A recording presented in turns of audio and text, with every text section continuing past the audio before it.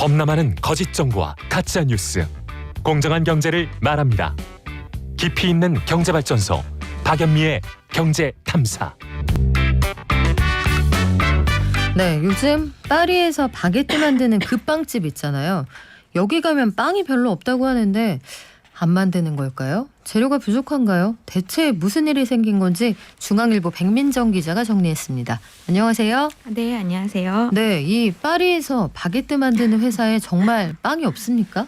네, 빵이 전혀 없는 건 아니고 이게 제가 다녀보니까 좀 지역마다 좀 차이가 있는 것 같아요.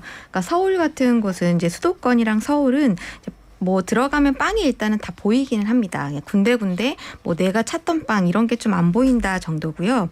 그런데 이제 광주나 이제 호남 지역에서는 좀 심각한 상황인 것 같아요. 거기는 이제 빵이 이제는 빵보다 빈자리가 더 많이 보인다는 분들이 좀 많고요. 이제 그런 상황입니다.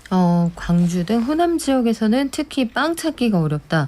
자, 빵집은 빵 파는 가게잖아요. 네. 왜 없어진 건가요? 지금 이제 파리바게뜨에서 이제 빵과 그 빵에 들어가는 뭐 재료나 샐러드 같은 거를 이제 가져다 주시는 분들이 계시는데 그분들이 이제 화물 기사분들이죠. 근데 이분들이 지금 파업을 하고 있는데요. 그 호남샤니 광주 공장에서 9월 3일부터 이제 운송 거부를 이제 시작하셨으니까 벌써 한 달째가 된 겁니다. 이 광주에서 좀 시작됐는데 이게 한 2주 정도 뒤부터는 그 전국으로 좀 확대됐어요. 그러다 보니까 파리바게뜨가 이제 들어가 있는 주요 물류센터에서도 이제 운송 거부 사태가 이제 확대되다 보니까 전국에 있는 파리바게뜨 매장에도 조금씩 이제 영향을 미치기 시작한 거죠. 자, 재료가 전달되지 않아서 빵을 못 만든다 이런 얘기가 되는 건데 그러면 이 재료를 전달해준 화물기사님들은 왜 운송을 거부하는 거예요? 그쵸. 이유가 있겠죠. 이게 그 화물기사 분들이 일단은 기본적으로 매일 하루에서 이제 3번 정도 이제 매장에다가 재료를 갖다 주면 그 재료를 갖고 빵집에서 이제 제빵사분들도 저희 눈에는 보이지 않지만 뒤에 계시잖아요. 그분들이 이제 빵을 만들어서 파는 건데 이게 이제 하루 지금 한 번 정도로 이제 줄어든 거예요. 그러다 보니까 이제 가맹점주 분들이 직접 재료를 사서 좀 만들어야 되는 상황인데 아까 말씀하신 대로 그 파업을 이제는 하시게 된 배경이 무엇이냐 물어봤을 때 일단 지금 그 파업을 하고 계시는 화물 기사분들은 그 민주노총 화물연대에 소속된 분들이에요. 이 화물 기사분들이 여러 이제 노동단체에 가입돼 계시는데 한국노총이나 지금 현재 이제 파업을 하시고 계신 분들은 일단 민주노총 소속의 이제 화물연대 소속 운송 기사분들인데 이제 파리바게뜨 전국 파리바게뜨에 이제는 운송하는 차량이 뭐 700대 정도라고 합니다. 700에서 800대인데 이 민노총 이제는 소속된 화물기사분들이 운행하는 차량이 한 200대 정도 되는 거예요. 그래서 한 3분의 1 정도가량 지금 운송이 중단된 상태고요.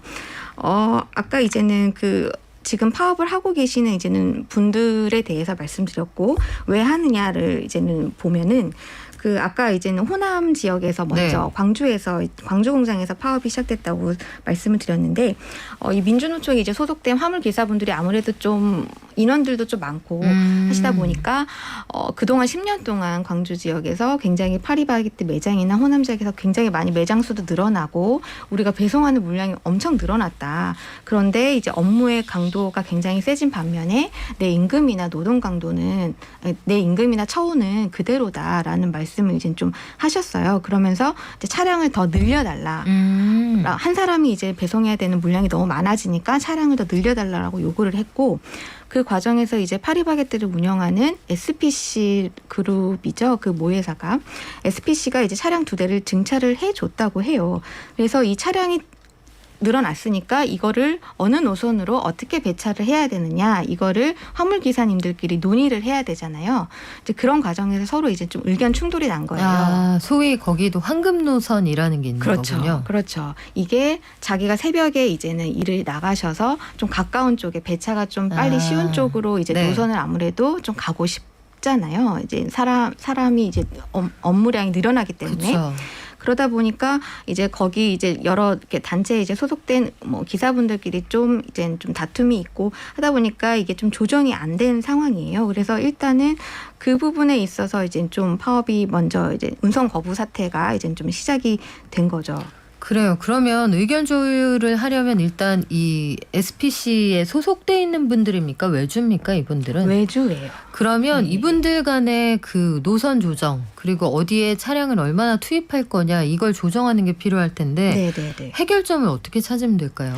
그러게요. 그 처음에 이제 호남에서 사실 그거는 의견 충돌이기 때문에 사실 조정을 잘하면 해결되지 않았을까 하는 생각이 저는 좀 드는데 이게 이제 잘 되지 않다 보니까 그 2주 뒤에는 이제 아까 전국으로 확대된 게 그 SPC가 이제 계속 운송 거부를 하고 하지 않으니까 이제 배송이 차질이 생기지 않습니까? 그래서 광주 지역에 이제 피해가 한 처음에 2주 정도 추산했을 때 40억 가량 정도 났었나 봐요. 네. 이거를 이제 민주노총 화물기사분들께 청구서를 내민 거죠. 아, 이거 빨리 손에 나는 파업에 건데. 따른 손실을 예. 보상해라 예, 이렇게 예, 예. 얘기를 했다는 거죠. 그렇죠. SPC가 이 파업에 참여한 화물 그 관련 기사들에게 그렇죠.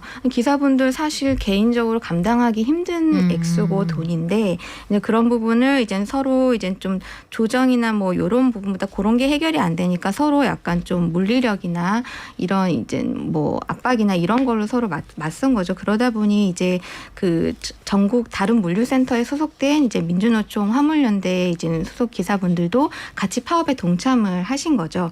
그래서 이제 좀 이게 커진 상황인 상태입니다. 그래요. 이게 상황이 되게 복잡한데 서로 감정적으로 좀 얽혀 있는 것 같고 네. 최근에 SPC 계열사 중에 보면 파리바게뜨도 있고 비즌이라는 떡집도 있고 바스킨라빈스는 아이스크림집도 네, 있고 맞습니다. 지금 던킨도너츠라는 회사가 지저분한 환경에서 빵을 만든다는 주장이 나와서 이게 또 논란이 됐잖아요. 근데 네. 사측은 이게 조작된 거다 이런 입장인 모양이에요. 네, 이것도 좀 그 파리바게뜨 파업의 또 연장선상으로 감정 싸움으로 좀 치닫고 있는데요.